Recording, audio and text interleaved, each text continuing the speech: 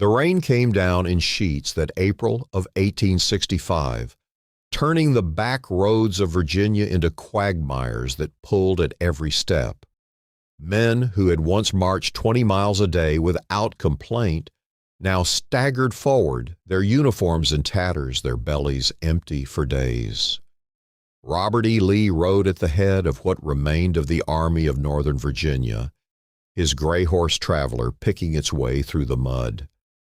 The general's face was calm, as always, but those closest to him could see the weight pressing down. 4 years of war had carved deep lines around his eyes, and now, in the fading light of another lost day, victory wasn't just slipping away, it was gone. But before we begin, support the community, like and subscribe. Lee had known the numbers for months. Grant's forces had swollen to more than 100,000, fresh and supplied. His own army had shrunk to barely 35,000, many of them barefoot, half-starved, their ranks thinned by desertion and disease. The siege at Petersburg had ground them down like millstones. 10 months in the trenches, digging, fighting, watching friends die from sniper fire or dysentery. Lee had held the line longer than anyone thought possible, but when Grant finally broke through on the 2nd of April, the end arrived faster than anyone wanted to admit. That night, under cover of darkness, the Confederates slipped out of Petersburg and Richmond.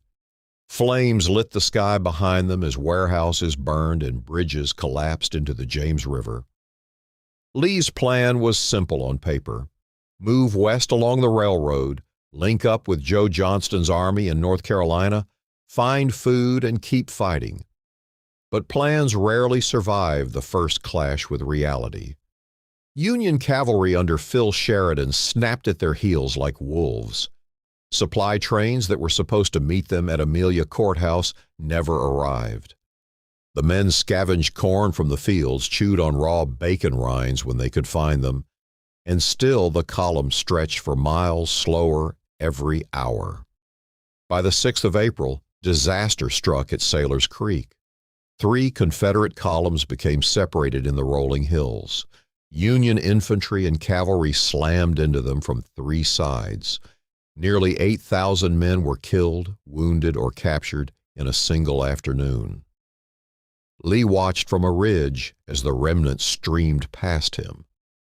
One of his officers heard him mutter, almost to himself, "My God, has the army dissolved?" It hadn't, not yet. But the spirit that had carried them through Gettysburg and the wilderness was cracking under the weight of exhaustion and hunger. Still, Lee pushed on. He sent riders ahead to Farmville, hoping for rations waiting on the trains.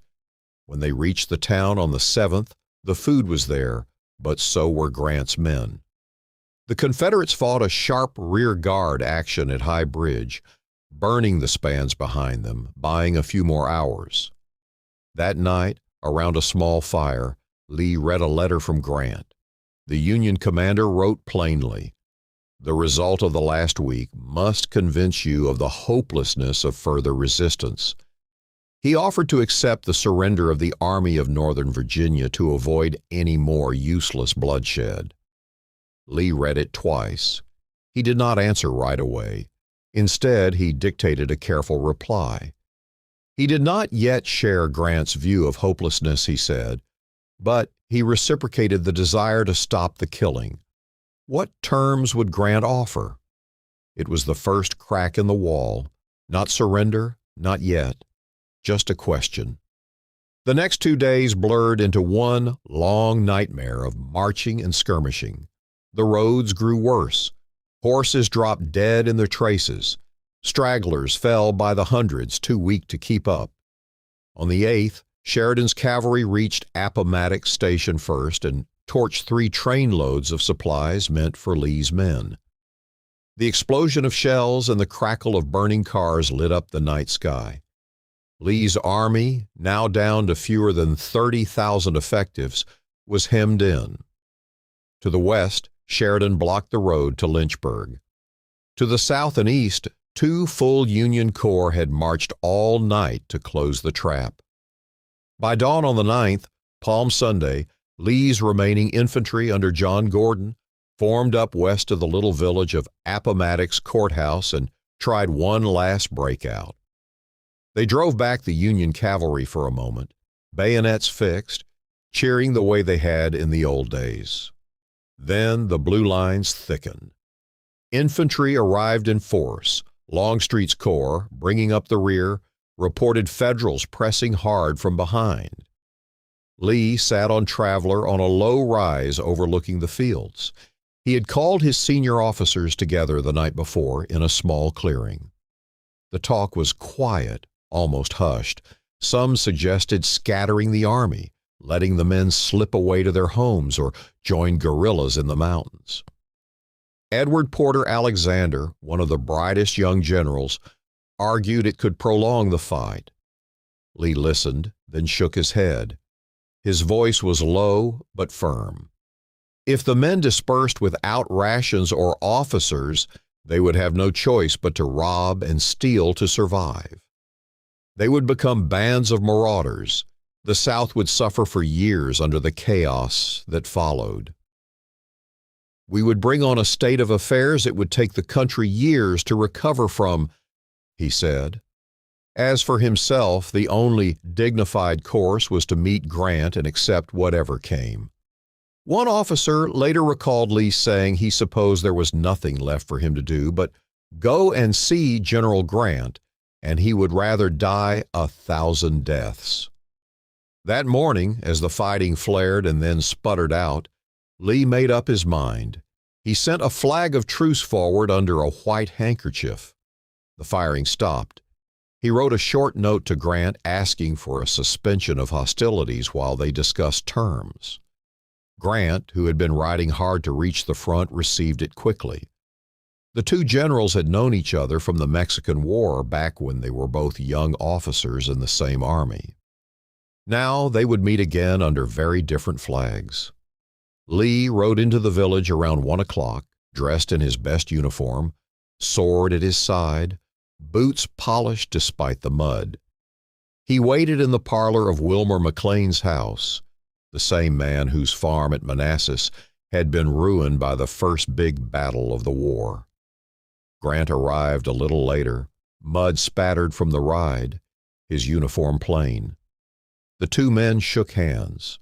For a few minutes they spoke of old times, of shared service in Mexico, of how Grant had once worn a borrowed coat because his own had been too shabby for a formal occasion. Lee smiled faintly at the memory. Then he brought them back to the present. Grant laid out the terms he had already sketched in a letter the day before. Officers could keep their sidearms and horses. Enlisted men would be paroled and allowed to go home. No one would be sent to prison camps. The artillery and public property would be stacked and turned over, but the men could keep their personal mounts to help with the spring plowing. Lee asked if the cavalry and artillery men could keep their horses too. Grant agreed without hesitation, saying it would have a happy effect. The meeting lasted less than 2 hours.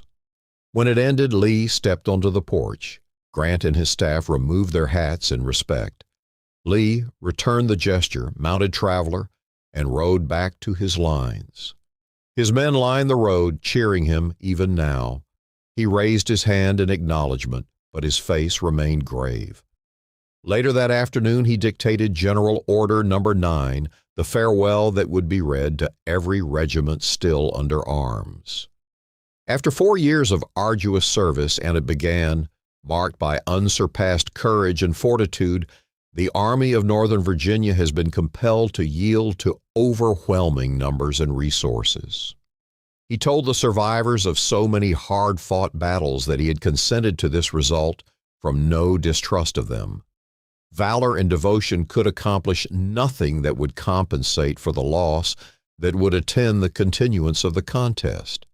He had determined to avoid the useless sacrifice of those whose past services had endeared them to their countrymen.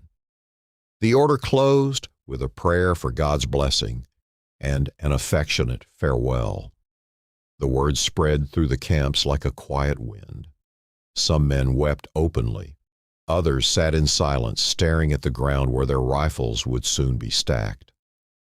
On the 12th of April, under a bright spring sky, the infantry formed ranks one last time. They marched between lines of Union soldiers who stood at attention, hats off, flags dipped in salute.